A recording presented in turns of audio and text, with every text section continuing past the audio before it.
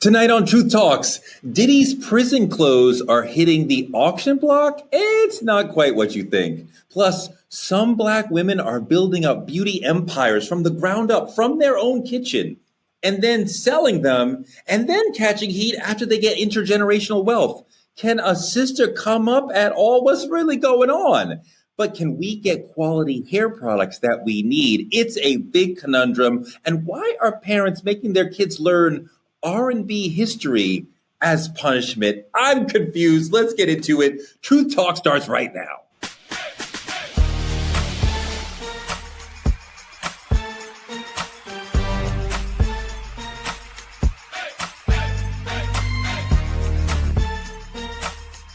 Are y'all ready to roll? Let's go. The crew is all here. You know her, you love her. Dr. Cheyenne Bryant, how are you, my sister? I'm doing amazing, Torrey. Feeling good about you today. So you'll be all right. Our special co-host this week, you've seen her on CNN, you've seen her on ABC Live, you've seen her in courtrooms across America. She's a civil rights attorney and a media powerhouse. Ariva Martin is back with us. Welcome. Oh boy, this is going to be a great show. So many topics that are hitting so close to home for me today. So we're about to have some fun on Truth Talks. Ariva, I went to 7-Eleven last night and this kid was sitting outside and he asked me to buy him a malt liquor because the store had banned him from buying even more malt liquor. And I said, sure. And we started talking. And now Dimitri Wiley is on the show. Welcome, Dimitri Wiley. I seen all of that coming. Oh, I hate you so bad. But it's a pleasure to be here. Dimitri, call me if you need some representation. I got you. Please let's get him locked up. Defamation to me, possibly. So we'll see. Thank you.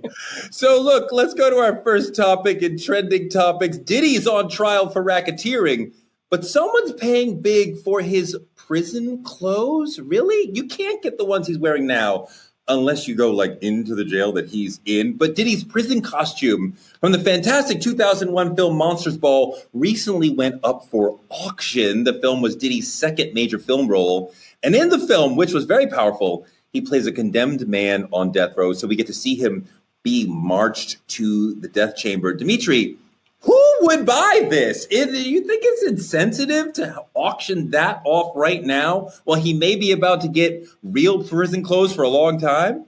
First off, the irony is killing me right now.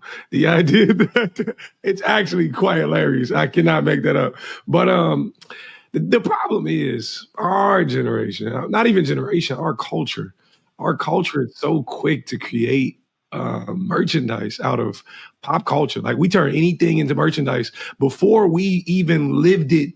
We're finished living it in reality. It's insane. But I think that's just our generation's narrative for monetary gain, how fast we fight for monetary gain. There's people who are going to pay a top dollar for these things. We've seen it with Michael Jackson. We've seen it with Kobe Bryant. You've seen it all over the place. And it'll continue. Ariva, does it sound kind of weird for people to want memorabilia of somebody, let's say somebody who has been indicted on something very serious? Obviously, very serious charges, Torrey, and we don't want to make light of it. But as Dimitri said, the irony is not lost on any of us. The fragility of fame and fortune. And although Diddy is not on death row, he is facing very serious charges that could, if he is convicted, he could spend the rest of his life in a prison cell. But let's face it, this is voyeurism at its highest, which is also ironic because there's so much about voyeurism in this trial. So, that was too much. That was too much. A little too much. Real Talks, of course, is brought to you by our friends at Hair Maniacs. Thank you so much for the support. Dr. B, can you imagine the sort of person who is saying, I want to own Diddy's prison clothes from that movie, which is only because he's going through what he's going through right now. If he was still running Bad Boy and everything was good, it's a completely different conversation. Why are we glamorizing crime? Why are we glamorizing domestic violence? Why are we glamorizing not Bad Boy, the record label, but the bad boy? Why is it that our community finds so much positivity in the criminal, in the bad guy, right? I think that's a problem. No, I wouldn't want to purchase something that represents something that P. Diddy has already done. People have their opinions about the racketeering, about the sex trafficking, but you can't have your opinion about the domestic violence. It's on tape and we've seen it. So again, I think the bigger question is, how do we shift our perception as a community from glamorizing these kind of offenses versus taking a stand and saying that, no, we don't support anything that's associated or connected to this? Because this is also a direct disrespect to the victims who are victims in this case. I just think this is bigger than mentioning off some of his items for a movie he was in. I think this is a bigger narrative that we, again, as the Black voice on shows like this, True Talk, are attempting to shift and change so that our people can see things differently. I'm not buying it. I get the question, but here's the thing. It turns into novelty at some point. It's just like Michael Jordan's first NBA jersey. It's novelty. They want it. You understand what I'm saying? But hold on, let me get Ariva in here because it's not like Michael Jordan's jersey. It would be like OJ's glove, right? And if we are okay with memorabilia from criminals, then fine. Let's call it that. But let's not act like this is equivalent to, I don't know, a Tally Berry's T-shirt from Monsters Ball. Ariva, go.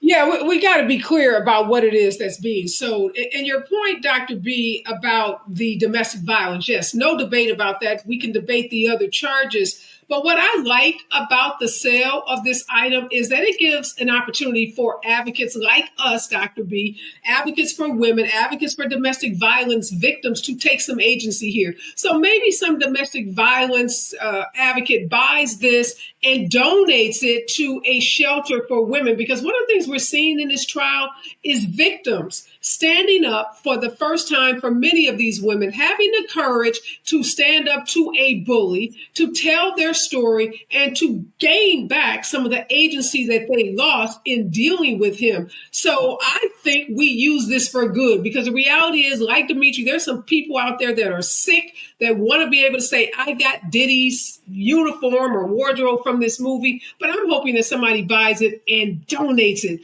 to a domestic for sure. Diddy was in Diddy was in prison in that movie, dealing with punishment. I want to move on to a different topic, an entirely different vision of punishment, something that is much more kinder and gentler, but also somehow slightly controversial. A new generation of parents is going old school in how they are punishing the kids. Let's take a look at this video. I act up in school, it's not funny, Cairo. I need 25 Drew Hills. Go. Step, jump. 1. No, that's not it. How is it? Step, don't yell at me. You rather get your ass whooped or you want to do these Drew Hills? My butt whooped. You want your ass whooped? I got you. It's not going to be a belt. It's going to be a shoehorn. I don't know how to do it. Get it together. And I want a step and a high jump. I want you to be up there. 20 Drew Hills. Go. 1, 2. That ain't it. That ain't it. How is it that? Get it together. Step, jump, step, jump, step, jump. 1, 2, 3, 4, 5. Put a smile on your face. Ariva, I think it's giving Joe Jackson. It's kind of gross the way that he's kind of marching him through this sort of rehearsal that the kid doesn't. I can't tell if this is punishment or he's like some sort of demonic dadager who's like, this is how we're going to practice becoming the next Drew Hill. Ray, can somebody call Child Protective Services, please? Like yesterday. This dad wants to be Dr. B. He wants a viral moment. That's all this is about. Making this kid do something, yelling at him. Does he want his ass whipped? Not going to be a belt, going to be a shoehorn. All something like child abuse to me. Exploiting this kid to get some likes, some clicks, some views for a video to go viral. It's just disgusting.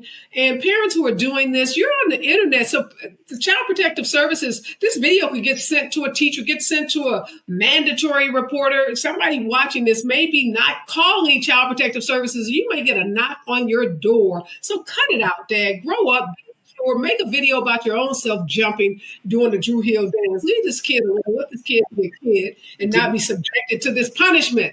Dimitri, you got a 10-year-old I totally agree with Ariva. The threat at all, the threat of using a very hard shoehorn on the child. And you know what really made me cringe? When he told the kid, "You better smile." Like, so I have to pretend to like this as you are antagonizing me. I don't know, Dimitri. What do you think?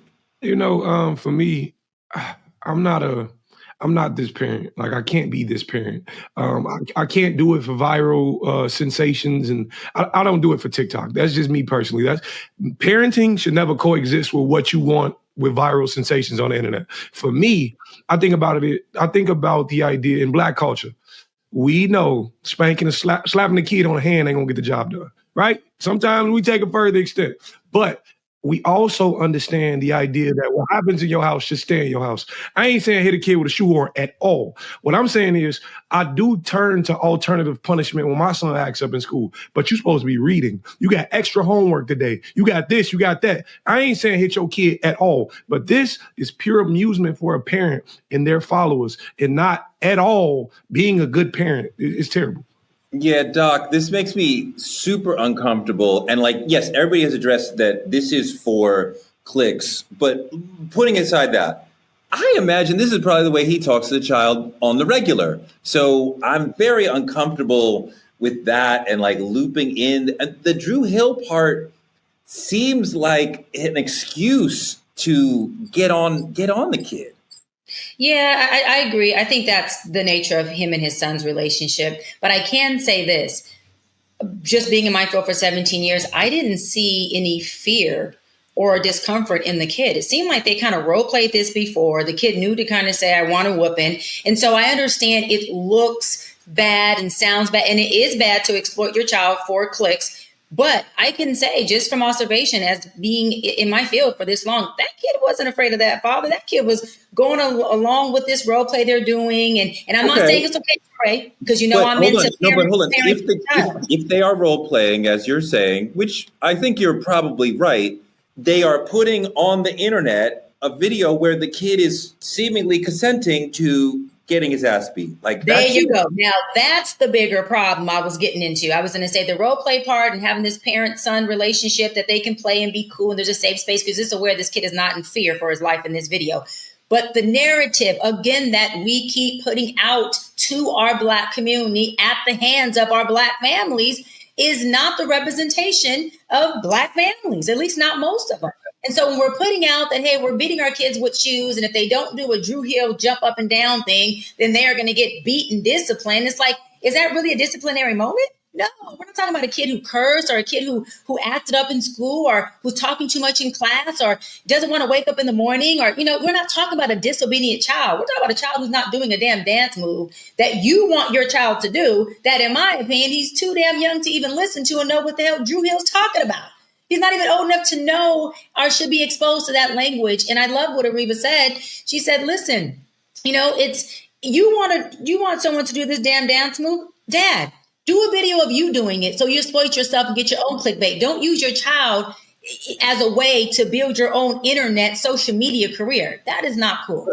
Ariva, as a parent, I'm uncomfortable with the threat of corporal punishment, and I assume that corporal punishment has been used on this child before, the way the dad is talking about it. Like, all of that makes me uncomfortable, whether we're talking about you didn't do the dance right or you're late for school or anything. Like, we shouldn't be interrelating with our children through violence.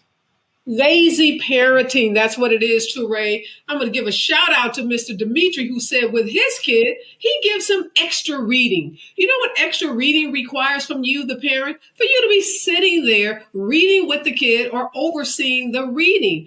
A smack with a belt or a shoehorn or something even more extreme than that is lazy parenting. It doesn't require much. You hit the kid, then the kid cries, and that's it.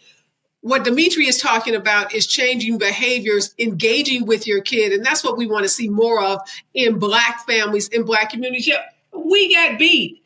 That shit was child abuse. Let's call it for what it was. It was not the right thing to do, but our parents perhaps didn't know better. But we know better now. When we know better, we got to do better. So let's read with our kids. Let's take our kids to a museum. Let's take them to the park. Let's do something that engages with that child. and stop using corporal punishment because it doesn't help the kid. They're going to end up in Dr. B's office talking about the trauma that they experienced as children that carries over into adulthood. So, Reba, I love that you said that. I want to add one thing that a lot of Black folk would respond to you saying, well, in the Bible, it says, spoil the rod, spare the rod, spoil the child. And I have talked to an academic expert on this issue who's saying, we are completely misunderstanding what that means. The rod was something that an elder would have to represent that they have wisdom. And you would never strike another person with that rod. So what they were actually saying is if you don't share knowledge and wisdom with children, then you will lose them. Then we will ruin them. Then we will not do the best we can for them. This is coming from another language, right? So we can't have a literal translation, but the Bible is saying share knowledge with children. It is not saying you got to hit them. That is not quality parenting when we hit the children.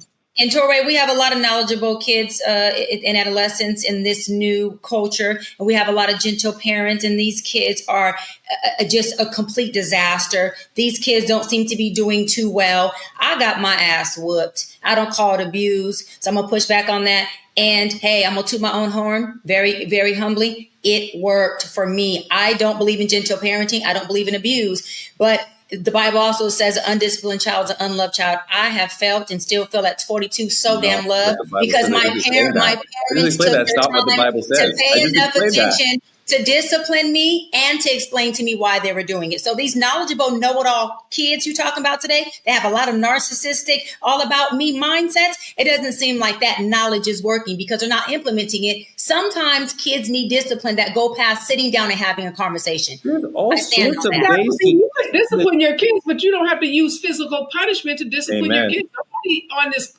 show is saying that discipline isn't appropriate. Yes, we all agree that kids need structure, they need discipline, but using physical punishment for kids is not, and there's so many studies that talk about this, is not the way that you change behaviors in children. All you're doing is creating more violent children. They then violence because when we are violent toward the children, they go into fear, they go into freeze. You do not learn when you are in fear or freeze mode. You learn maybe how to make your attacker stop attacking you, but you're not actually learning. So we really shouldn't be putting that into our children, into our homes. What you and Reba are talking about is abuse. You're right. It does not work. It shocks your nervous system. It shuts the child down. They can't be receptive to information. What I'm talking about is discipline. Those are two different things. Popping someone on the hand or telling somebody on the bottom on the leg, that is not abuse. That is called discipline. There's studies that also show, do your research, that gentle parenting is not working. Kids are becoming abusive towards their parents. They're starting to take control over the household, and they're starting to parent themselves. We need to do a show on that where we pick up the stats. The things you're talking about, the goal is to inflict pain. The relationship between parent and child should not and does not need to include physical pain. We can talk to them and explain to them what we need to explain to them. But if you need pain to get your message across, you are not doing effective parenting. And Torre, if you tell your kids to do something and to you, that means the discipline that you're doing isn't working. As a parent, I know sometimes you tell the child to do something and they don't do it. And that happens. And that is fine. We are going to talk about it, but that happens. You can't just teach them every time that you don't do what you're telling you. It's not a game of parenting. It's not a game of time it says. Your boundaries are not working. Your disciplinary tactics are not working. That means you have to change something up. Doing the same thing with no result or the same result is called insanity. Don't teach your kids to do that. Teach them how to have boundaries, how to be obedient and disciplined. Go ahead, Reba. My bad. You keep introducing this concept of gentle parenting, and no one has said that is the only way to discipline children. There is no study that shows smacking the kid on the back of their hands is going to be more effective than sitting down, talking with that child about the behavior that they engaged in, and then coming up with some ways to change that behavior. There are all kinds of studies that talk about the use of violence toward children. There are no positive outcomes. Hitting, okay, I won't use the word beating because then you'll say you're not advocating for violence is not discipline, that's abuse. But even smacking a kid on the hand is a form of violence, and you're teaching kids that you can resolve conflicts. You can That's not resolve violence or abuse. I hear you, sis. I respect it, but I push back. Smacking a child on the hand is not violence, and that is not abuse. I hear you. I respect it, but I push back. That is not violence. That is not abuse. I just want to say, if it was me, smacking the kid on the hand has any impact on changing their behavior. If it was me in 2005, 6, 7, 8, 9, and 10, if my mom came to me and she said, you either gonna do this Drew Hill or get this ass whooping, I'd have did that Drew Hill all day long. That's all I'm saying. If this guy was not posting this on the internet, we would not call this terrible parenting. That's all I'm saying. If it wasn't on the internet and he wasn't hitting the kid, we wouldn't call it terrible parenting. We would have did them Drew Hills, but that's just me. It is definitely okay in many households where it is very productive to not discipline, not be violent, but to have a smack on the hand, which is called physical discipline, and it has worked. I don't know what working means. Every time you are violent to the children, that is not working. Every time you are violent toward the children, that is a failure of parenting. There's no, I hit the child and it worked. That doesn't exist. You were violent toward the child, and you taught them that your relationship includes violence. There is no place in your life as an adult where it is acceptable, moral, legal, or appropriate for you to be violent toward another person. Why would it be acceptable for adults who are twice the size of children, who provide everything for the child, love, shelter, home? I need you for everything. But we say it's acceptable for me to inflict violence. We can say violence and abuse, as I keep saying, is not legal. Disciplining your child is legal, and there are physical disciplines like popping on the hand. That is not violent. That is not abuse. Violence. That is violence. That is not. And listen, bad parenting isn't you pop your kid, so you're a bad parent. Bad parenting, again, is a parent who continuously has a child who's disobedient, and that parent is not getting through to that child, whether that parent is talking to that child or disciplining them. If you're not getting through to your child, you have to figure out what works for that individual child. Each child is subjective and it's circumstantial. So again, if you continue to tell your child not to do something and we see they continue to do it, I say that's bad parenting. Okay, Dr. B, Teray and I are never going to change our minds about using any physical force towards children. And I agree with you, though, that if you're not getting through with one form of discipline, you have to use another form of discipline. But that other form of discipline should not be and never has to be using any physical force towards your child. I think a lot about how I got beat more times than I can count. It was abusive. It was the best my parents knew then. But before I had children, I read Dr. Alvin Poussant, an essay he had, a study he did about violence in the home and how it's better to not have corporal punishment, and how this is a holdover from slavery. This was not part of Africa pre-colonialism. We did not beat our children. We thought that the child was the reincarnation of grandpa and grandma. You would never spank your grandmother. This is what the slave masters taught us, that this sort of violence will make you behave. And we keep doing it. This is the whitest thing that we can do. And some of us keep arguing in favor of it. I want to move on to our politicking segment. This week in politicking, we are following a very important story. This is a story that went viral for us last week, and it is the story of two twins in Georgia who mysteriously went missing and then came up dead. Some say it's a suicide. Others have questions about what happened to these young men. And we are following this heartbreaking tragedy of the Lewis twins. For those who may be unfamiliar with this story, and if you are, please, please, please do everything in your power to become familiar, because stories about the deaths of Black people don't get nearly enough mainstream media attention. So we in the Black media are making sure you know about this story. But here it is. 19-year-old Georgia Qaazir and Naadir Lewisr left to the airport and never made it home ever again.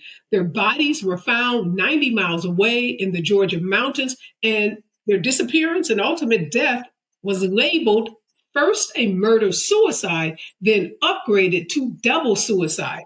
Here with us today is attorney Gerald Griggs. He works with the Georgia chapter of the NAACP, and he is representing the Lewis family. He's digging his heels in and asking the tough questions that often law enforcement won't ask. And he's forcing the Georgia Bureau of Investigation to be transparent in their investigation. Before we welcome Gerald to the show, let's see what he's had to say about the twins and the disappearance. We've been here before, many times in many different counties all throughout Georgia when there's a mysterious death. So we stand here for the twins demanding the same thing we demanded for Ahmaud Arbery and others. A thorough, complete, and full independent investigation. Because we find it very hard to believe that individuals that resided in Gwinnett County would somehow end up in Towns County on a mountain they knew nothing about and commit suicide. We've been here way too many times. So in the 116 years that the NAACP has responded to lynchings, we know what a lynching looks like, we know what it smells like, we know what a cover-up starts out like. If it truly was a suicide, be transparent. Release all the information. Let independent investigators determine what happened. But if it's a cover-up, keep covering up, because the eyes of the world are on this case. We are so honored today to welcome famed civil rights attorney and president of the Georgia NAACP, Gerald Griggs, to the show. Just want to, first of all, as a fellow civil rights attorney, say to you, thank you, Gerald, for taking this case on, for shining a light on it, and making stories like this, stories involving Black people, making this story so prominent. Let me ask you, we have all expressed so much empathy and sympathy for this family. How is the family doing right now? Well, they're in a difficult position right now because they don't have answers to what happened. The GBI is not being as transparent as it should be. And that's why we at the Georgia NAACP through the Gwinnett County branch are pushing for them to release the entire case file, because we don't believe that this was simply a double suicide.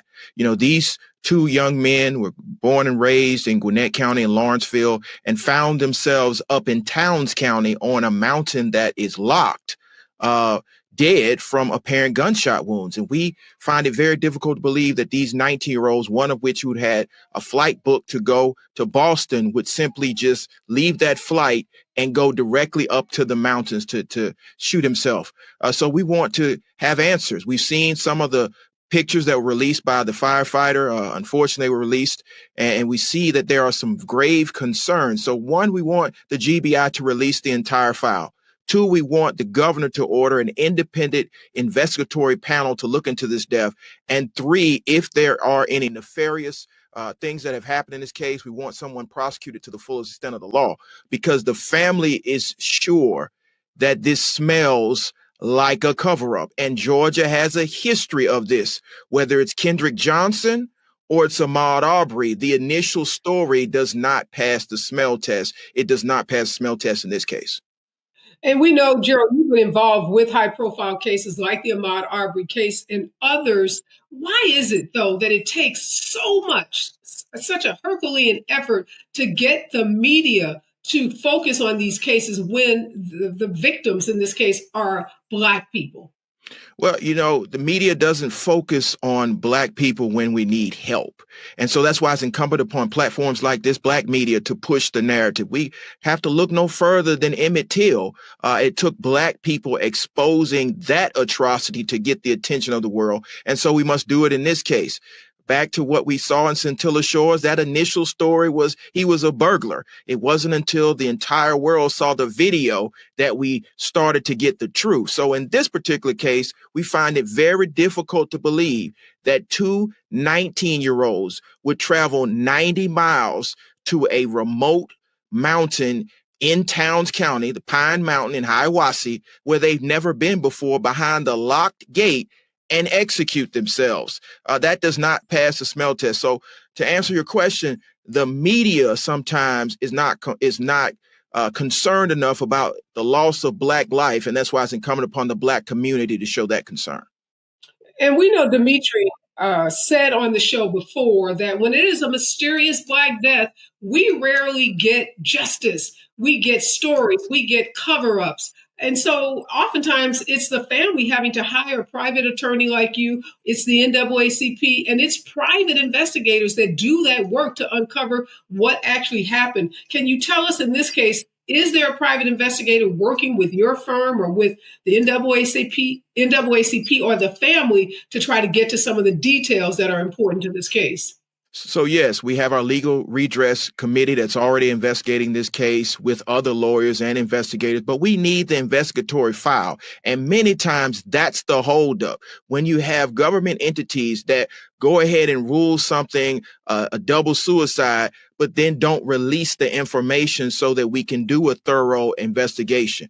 We found out from the family just a few days ago that many times in the investigation, they didn't pull all of the video. You know, Georgia's equipped with Georgia Department of Transportation cameras, flock cameras, and of course you have the gas station surveillance cameras. So there should be a trail, an electronic trail that follows them all the way up to the mountain.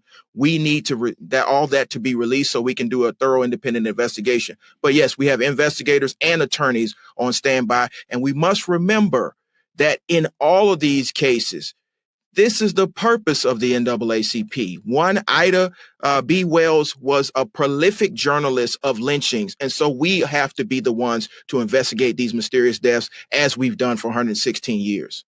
I'm curious, Gerald, what information, if any, has the GBI given to the family that substantiates in the first place that these were suicides? None. Absolutely none. And so that's the issue, the transparency, the accountability. If the GBI is truly an independent investigatory arm, let the family see all the evidence. Don't release statements to the press and then say, oh, by the way, the case is not closed, so we haven't turned anything over yet. And that's my issue with the GBI. I take that very seriously. If you're going to be an independent investigatory arm, you need to be transparent. So Dr. B is not only the president of the NAACP in Los Angeles, she's also a psychologist. So Dr. B, weigh in on this story, because if this is suicide, ultimately, if that's where the facts lead us, how difficult is this going to be for the family to accept that both their sons committed suicide? And then what should we as a community do to help this family? Yeah, Reva, I love that you mentioned suicide, because what stuck out to me that you said, Gerald, is for them to release information so that the independent investigators can take over and do a proper deep dive at investigating whether or not this is what it is. We know that law enforcement has been known for keeping information and prominent evidence from us, meaning the Black community, NAACP, so that we are unable to dive deeper into that. But to answer your question, Ariva, suicide is something that is again, it affects everyone, not just the folks who unfortunately take their life, but it affects the families long term. But then what we all tend to forget is that in addition to the families being affected, there is a community that look like us on here that do and are affected by every time somebody in our Black community commits suicide. We are all affected. It affects all of us as a community. It also puts all of us, I talk about secondary trauma all the time. It puts us in a place of having to experience and hear and see and be a part of secondary trauma. The third thing is called learned behavior. It teaches a really false narrative to our community, especially our Black boys. It teaches them that when times get hard, that suicide is a proper and okay way out, when it's not. It also continues to push the narrative that asking for help is weak, and that there is no help, and that that folks are not going to show up for you and help you process through this weight that you are carrying. And so when we look at it from a collective perspective, all of us are affected. And land on this. Suicide used to be a white thing, and I am at no way condoning suicide, because mental health is a human right. It's not a race right, it's a human right. But the fact that it is at an all-time high within the Black male community is heartbreaking, it's disheartening, and we do have to do much more as a community by standing up, by asking questions, by checking in with our brothers. By the way, this month, June, is Men's Mental Health Month. Why are we not bringing more awareness to Men's Mental Health Month? Why are we not making sure we're checking in with folks, especially our Black men, and saying, bro, are you okay? Do you need anything? What resources do you need? And really quick, when someone says they're not okay and we see the signs, when someone says they are okay and we see the signs that they're not, it is our responsibility as parents, as loved ones, and as community leaders to take that extra step to say, you don't seem to be all right. So I want to make sure I personally do a wellness check. I make a phone call to do a wellness check, and or I give you the proper, necessary resources to make sure that you really are okay. No, that's great advice. And thank you for reminding us that June is Male Mental Health Month. And we know in the Black community, it is taboo, too much negative stigma around talking about mental health issues. I do want to go back, though, Gerald, to the investigation, because there is some public information out there floating around on the internet that the twins Googled suicide and had bullets sent to their home. Have you been able to verify that? Is that just disinformation on the internet, or are you familiar with that? Help us understand what's going on with that information. And so that's what I mean by the GBI not being transparent. You release press statements with some of the evidence, but don't release all of the evidence. And so, yes, it is in fact true based on their investigation that there was some indication that there was web traffic on searching for suicide and bullets. But they also didn't talk about that one of the twins had booked a flight to Boston to be with his girlfriend, was looking forward to that outing. So my question is, if you're using this particular evidence to substantiate your conclusion, why not release all the evidence so that independent investigators can get to the bottom of what actually happened? Don't smear the victim and not release the evidence. And Dimitri, I want to ask you, you're not 19, but you're closer to that age than the rest of us. How does this hit for you when you hear a story like this? Two 19-year-old Black young men, and now this whole mystery around suicide versus murder-suicide versus potentially even murder. How is that hitting in the Gen Z community? Oh, man, it's not just only hitting in the Gen Z community. I think it hits home because I've admitted to mental health issues myself, attempted suicide here on Truth Talks. So it's a very sensitive subject for me. And I think the thing about it is, it's an honor to be speaking to you guys. Just at that, I just want to say the level of intelligence and what you guys do know. But I think for me, I know a lot of times we only speak from what we know, and I know we're trying to fight to get evidence out there. But to me, the silence around Black death, whether it is a suicide or it is not a suicide, seems more like a confession to me. It seems more like you guys know, and I'm solely speaking for my generation. When we looking at it, it's not only that it feels like they're telling us it is a suicide. It feels like that's all we giving you. Get over it. It feels like that's what they're telling us. And for me and my generation, who, as you guys say, like Dr. Brian implemented, it's become more of a mental health crisis these days than it's ever been for young Black men. And for us, this adds to it. It's not only that you feel like suicide is a valid option, but honestly, you start to feel like it's the only option because you go to your mom, you go to your dad, you go to people around you. And I'll be honest. Excuse me for, getting a little emotional about it, but when you living in a space like that, and let's just say hypothetically, this was a suicide for these kids.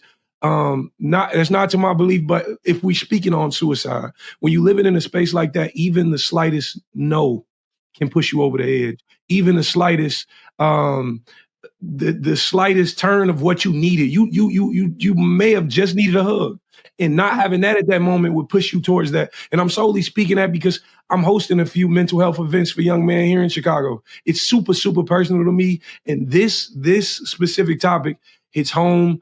And I thank you for everything you guys are doing, especially surrounding this case in terms of bringing awareness to it. So thank you guys so much. Thank you so much, Dimitri, for sharing, being honest, because we can't heal what we don't acknowledge. And acknowledging that mental health issues exist in our community is definitely the first step towards healing.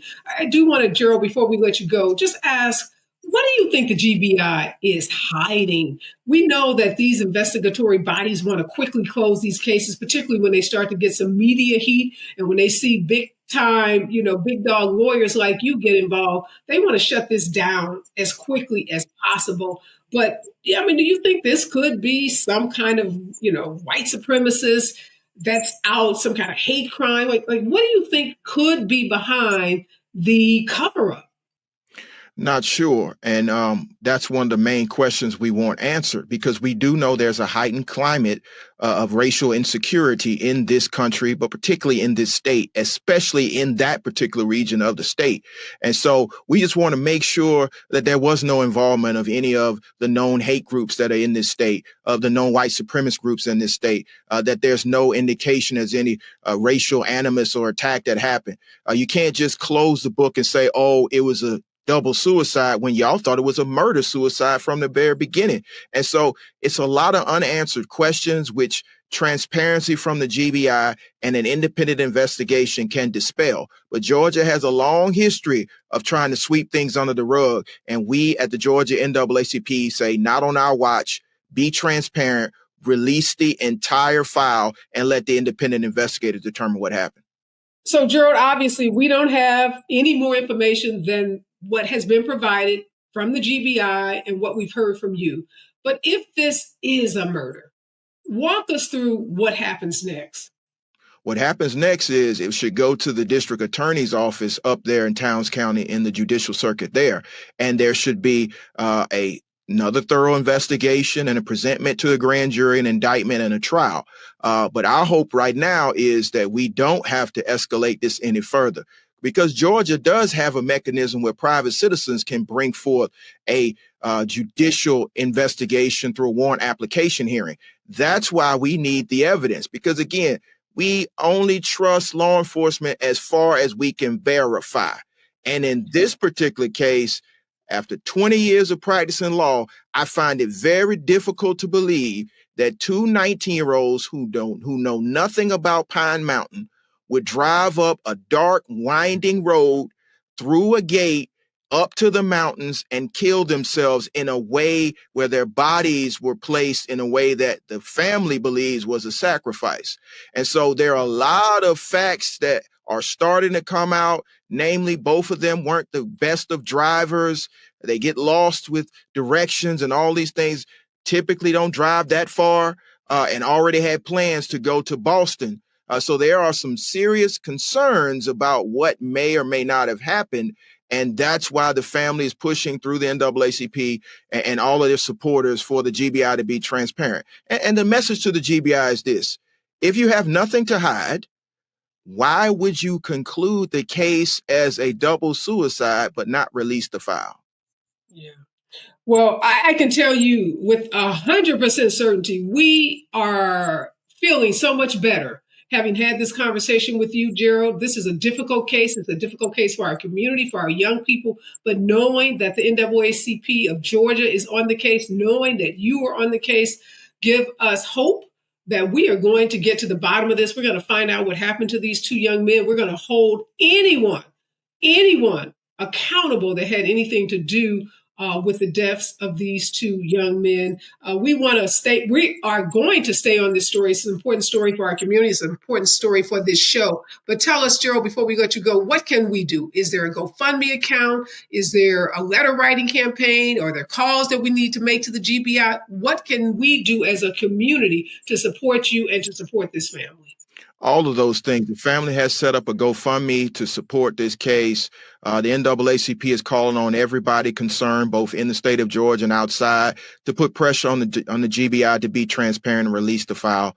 So you can call the GBI. There will be a change.org petition that will be going up very shortly. Just Google the names of Nasir and Qaazir Lewis and support the family. But most importantly, share this story. We are in a viral internet digital age. Share the story so we can bring awareness. That's exactly how we started to push to get justice for Ahmaud Arbery, is because of your viewers and others that stood on business and made sure that everyone knows that Black lives do matter and that we will hold accountable anybody who tries to neglect or take a Black life. Gerald, before we let you go, I want to ask you what is going on with this family. We know that these cases can have a devastating impact on their mental health, on their physical health. So talk to us about what's going on with the family. It's definitely a very trying time for the family. The father has had 5 strokes. And because of this particular case and the concern and the pain and the hurt, I think a lot of people miss the impact of what something like this does to a family, especially a close-knit family like the Lewis family. Other family members are dealing with other serious medical conditions. So we're hopeful that we can provide assistance to get them through this trying time and also take care of their health. But it's definitely a trying time for the family. Again, thank you so much, Gerald. I can tell you our executive producer is on this story. She takes it very seriously. All of us, the hosts on this show, are with you. We share with you the commitment to find out what happened to these twins, and we will continue to watch this story very closely. We hope to have you back on a weekly basis to keep us updated. And again, to everyone watching this story, please share the story, go to the GoFundMe account, do what you can to help us get justice for the Lewis family. That is the conversation we're having in the community.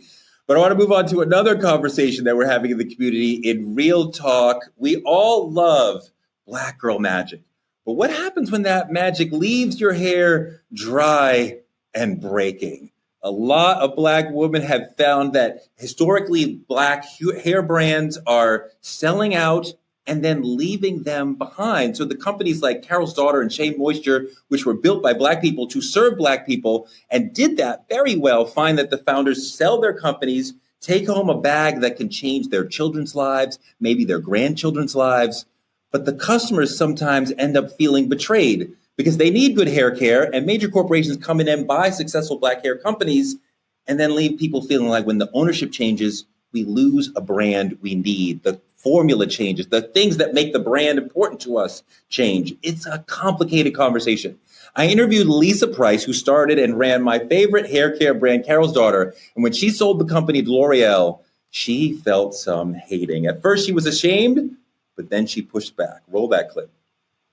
I started a company in my kitchen and I just sold it to the largest beauty company in the world. And I'm walking around ashamed because people think I'm a sellout because they don't even know who I am. I said, no, I'm not feeling that anymore. I'm not owning that. That's not my story.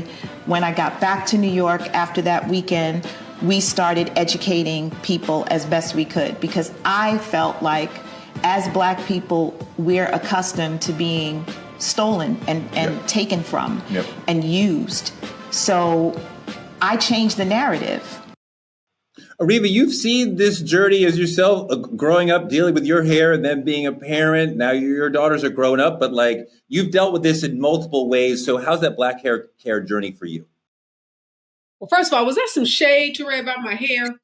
No, your hair looks amazing. No, but just every Black person, especially Black women, like, you know, you find your brand, you find your style, you find your, like, everyone. No, your hair looks amazing. Are you kidding? It was a joke, bro. It was a joke. The best looking hair on the show.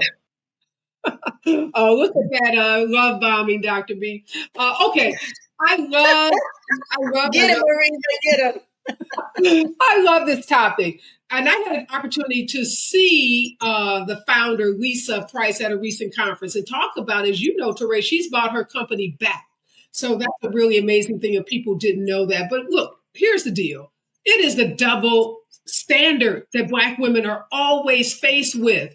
So here we are building companies out of our kitchen, companies that get the attention of these multi-billion-dollar brands. We have an opportunity to sell them, to create generational wealth in our own community, to model what it means to be an entrepreneur, to have our company sold publicly on the New York Stock Exchange, to become wealthy so that we can now invest in other companies. We can invest in philanthropic organizations, and we can do all the things that we know wealth affords us to do. And then Black folks say, well, wait a minute, my perm isn't working the way it used to be, or my hair isn't as shiny as it was. We don't hold white sellers and entrepreneurs to that standard. When they sell a company or when they divest from a company, we don't hold them to that standard. So why are they expecting Black women, Black entrepreneurs, Black business people to be held to such a high standard? If the product no longer works, that just creates a market opportunity for somebody else to step in and create a product that does work. So I say right on to Lisa and every Black woman entrepreneur out there that's building a business, selling that business if they choose to sell it, or keeping it if they choose to keep it. But give us the same options and opportunities as every other entrepreneur is given.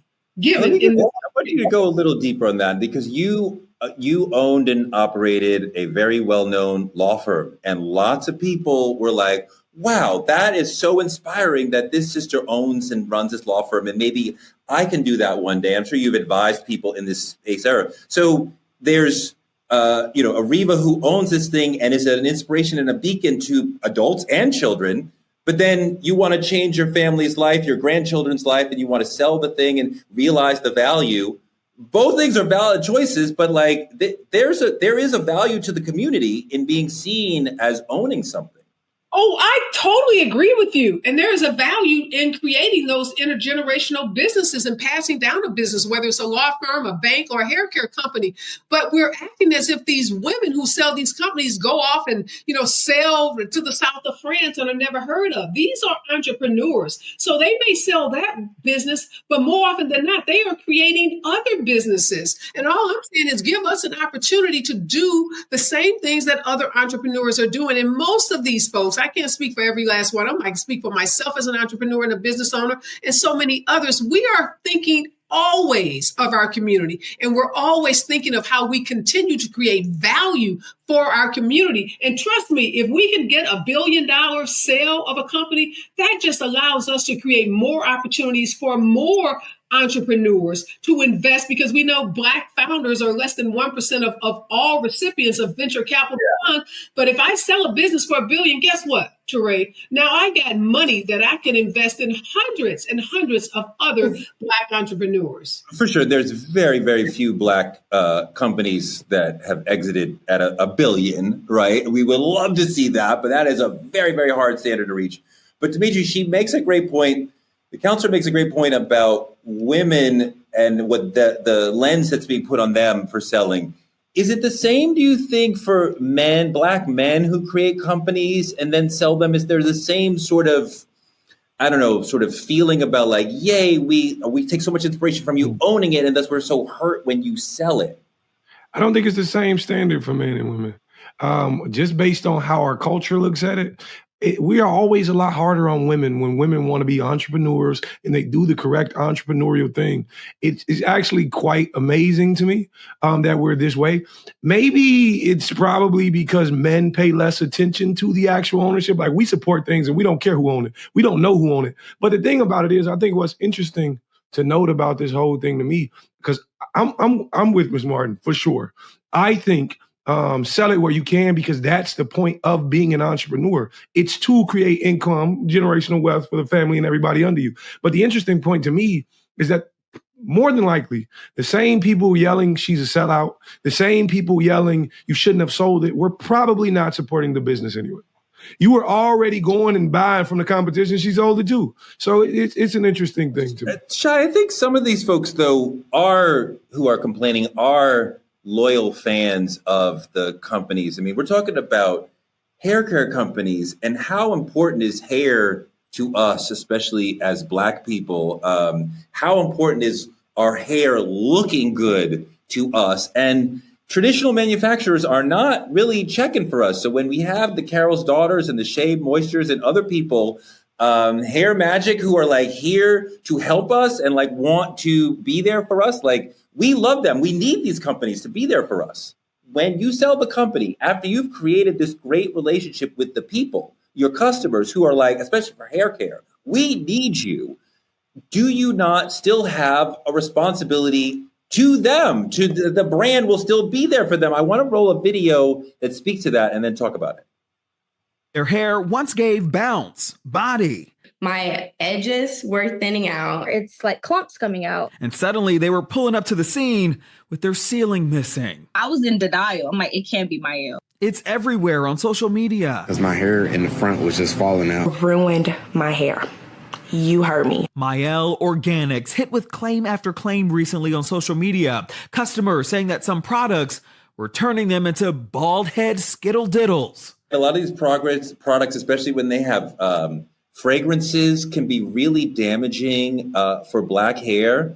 So I mean, when we're getting a Black hair product that is meant for us, where they're putting in who knows what kind of chemicals and people's hair is falling out, and I've heard many other stories like those stories, That's a very, how do we even trust the market? I think we're mixing apples and oranges. Thank you, Dr. B, for introducing the concept of for-profit. So two types of companies, for-profit and nonprofit. Nonprofit on a mission to do something, save the world, save whales, cure cancer. For-profit, make money. So if that product now is damaging your hair, give a lawyer a call, because that's called a lawsuit. That's called a products liability lawsuit. That's not a Black founder shouldn't sell her business issue. That Black founder was in a for-profit company. She did what a for-profit company should do, which is maximize profits. Now, if the product is failing you, whether it's owned by the Black woman, the white person, the brown person, whoever, then you may have a claim for damages, and you can assert that claim for damages in a class action lawsuit, in an individual lawsuit. There are lots of ways for you to be compensated for the damage to your hair. But don't hold Black women accountable to stay in businesses where they're not maximizing profits in for-profit companies. We can walk and chew gum at the same time. We can have profitable companies, and you can be compensated for damages to your hair at the same time. Dr. B, she's absolutely right. Okay, but I'm Sharkeisha. I just sold my company to L'Oreal, and there's a million sisters who've been relying on me for their hair looking right. And I'm about to take my 20 million and go to Turks and Caicos for the next 5 years. But is it okay for me to leave those million sisters who've been relying on me for their hair and say, well, I don't know what this big hair care brand is, what L'Oreal's going to put in here. Good luck. I'm out. Is that okay? Well, this is the thing, right? Once L'Oreal purchases that business, that is L'Oreal's responsibility.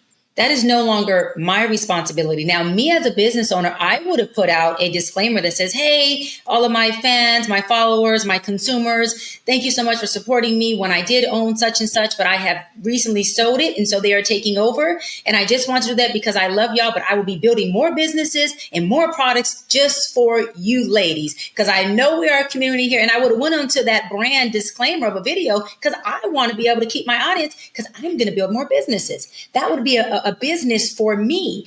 But I do believe that once it's sold, like once I buy my Bentley off the car lot, is mine. I'm not going to go back and say, hey, by the way, guess what? Unless they say there's been a defect, or hey, we found that in the year of 2010 there's an auto defect. But L'Oreal owns it. That's why contracts. We have attorney on it. That's why contracts and agreements are made, Torre, so that we know the person who owns it is responsible for what comes next. But I do want to input this. Yes, as an owner who previously owned it, this is just me personally, because I love my community. I love my clients and my consumers. I would have said previously, I'm selling it. Love y'all. Thank you for the support. This person is owning it now. Go on and do that over there. But your example calls itself out. If you buy a Tesla and something goes wrong with the Tesla and it's their fault, you didn't get into an accident, you can go back to Tesla and they'll fix it. They may even call you or email you and say, something's wrong with the car, bring it back, we'll fix it, right? Everybody does that.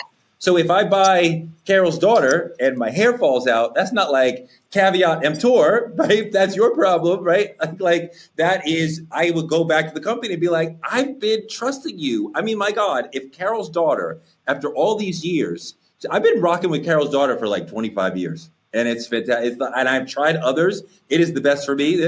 And like, if my hair suddenly started to fall out, like I would find Lisa wherever she, and I'm like, how did this change? What happened? We were doing so well. And I would think, and I mean, a lot of times, Ariva, they do make a provision, like the sister will sell the company and then become the chairman emeritus or the CEO or whatever. So she stays working in the company and even collecting a salary. So she stays part of the brand, right? Is she not incentivized to want the brand to still serve the customer, even though she doesn't own the brand anymore?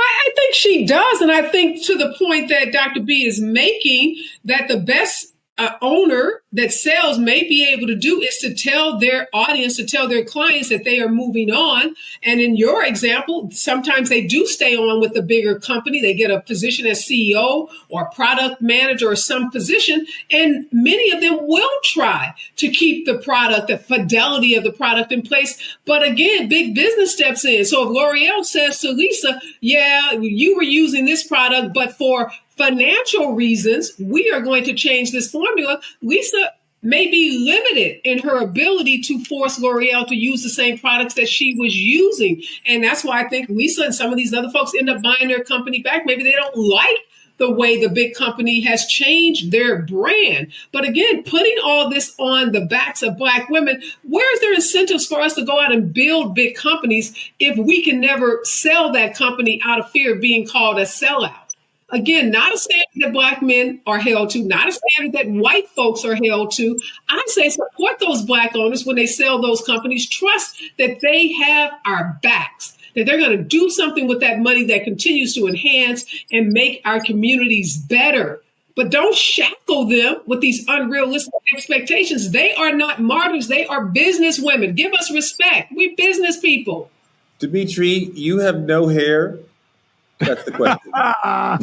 No, I'm kidding. But no, Ariva makes an amazing point that there is a business legal aspect to this, and then there's a cultural aspect to this. And the reason why these brands succeed is because they become beloved by us. We tell our friends, yo, my hair looks good because of such and such. And then they start wearing, right? So it matters to us in the community. I started using Carol's Daughter because I saw an ad that said Will Smith and Jada Pinkett Smith had invested in the brand. And I'm like, well, Jada must know. I can't take a better recommendation on it than Jada, at least Jada then. This is way before Chris Rock, Dimitri. But talk about that problem for a founder that we create this deep relationship with the Black community, but then there's this legal and business aspect of like, but I'm here to sell. Yeah, it's absolutely a double standard that only our culture enforces on entrepreneurs. Only our culture forces on other people. I think the thing about it is, for me, it's all about how you view it internally. As a business owner, am I here? Did I create this product for my culture, or did I create this product to actually make money? And if the goal internally is saying, I did this to make money, I did this for my child, for generational wealth, I don't care how they change the formula, then you understand what side of the table you actually sit on. But for those who actually care more about what the product brings to the culture and how many people use it and how many people rely on them, then those people are less to sell. Honestly, it's an internal battle that these owners must go through. And there's honestly I'm sure you can work it out contractually, like in the contract. But there's ways you may be able to save the culture's face in it. But honestly, when you sell the business, you sell the product, which in turn changes the message. And honestly, a lot of time the message is all we have. This is not just about selling out like we've been talking about. This is also about protecting our health. Some of these lawsuits are speaking to L'Oreal, Revlon, Dark and Lovely, Cream of Nature, like the brands that we have loved and cherished for a long time. So when you hear about these reports about these potential harmful ingredients being put in these relaxers for decades, back even when Dark and Lovely was owned by a Black-owned company, Carson Products, I mean, if even Black founders are creating products that can be dangerous, does it even matter who we buy them from? That's the $1 million point you're making right here, Teray. It doesn't matter what the color of the owner is. If anybody is putting chemicals in hair care products that are harmful to us, that cause cancer, they need to be held accountable. I don't care what your race is. I'm not going to ride for a Black owner that uses chemicals that are bad for us. We all have the right to purchase products. We all should be able to go into a store, buy a product that's safe, that doesn't cause cancer, that doesn't cause any harm to our bodies. And we should be speaking out against these companies, even those that we love, if they're poisoning us. I'm thinking of every relaxer I've ever gotten as a child. And I got a whole lot of relaxers. And if you are a Black woman, you probably have had a relaxer put in your hair at some point, even during pregnancy. I probably had relaxers when I was pregnant with one or more of my children. So it makes me very upset, very angry to learn that those products that we trusted, those Black hairstylists who were buying those products, making these companies millions and millions of dollars, they were putting us at risk. And now we find out 10 years later, 20 years later, that we may be more susceptible to cancer because we were relaxing our hair. So yes, sue them.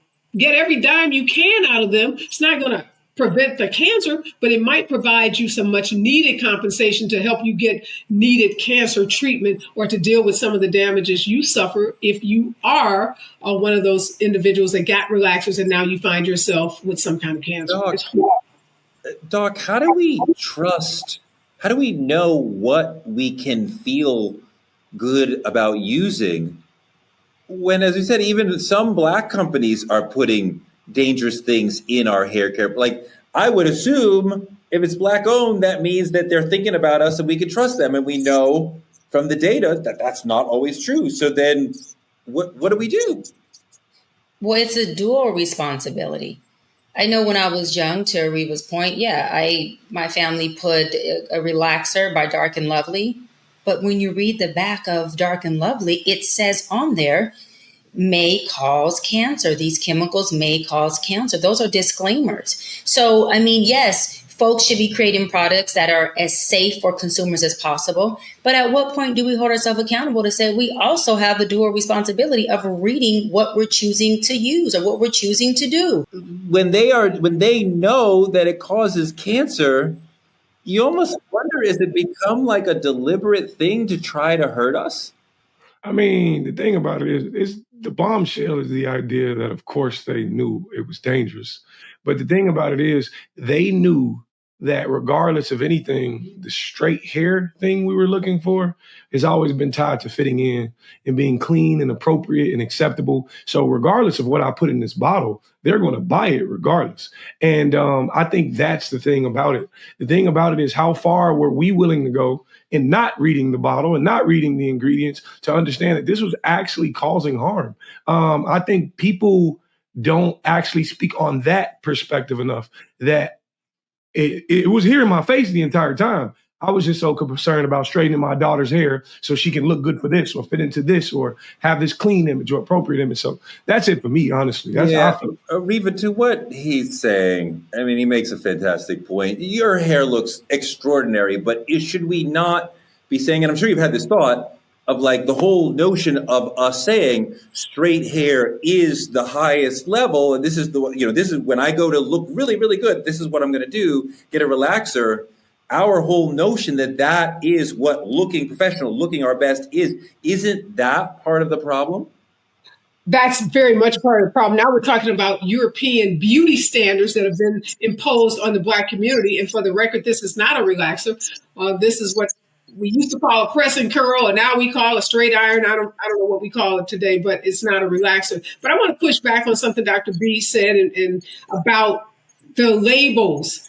So yes, there are warning labels that are on these products, but they're very, very misleading. So at the same time, there may be in very, very fine print on the back of a product, something about it causing cancer. We're also getting bombarded with ads in the media, on television, on the internet, on social media about these products and the safety of these products. So I'm not going to let these companies off the hook because they put something in the smallest print ever on the back of the product about cancer. The reality is they're telling us that these products are safe. They told our parents they were safe because my mama wouldn't have put a perm on my head if she knew that it possibly would cause me cancer. I mean, I feel like in America, if I go into a store, I should be able to trust that the things in the store are safe for me. I shouldn't have to do a PhD level research and become a scientist to know all the chemicals to understand, like, oh, this actually isn't safe for me.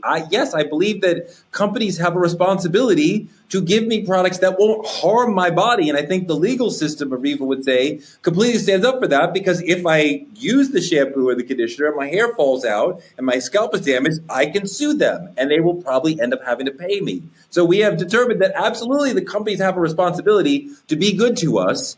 But we are surely feeding into the whole thing by, as Ariva pointed out, Eurocentric beauty standards saying that this is what we want our hair to look.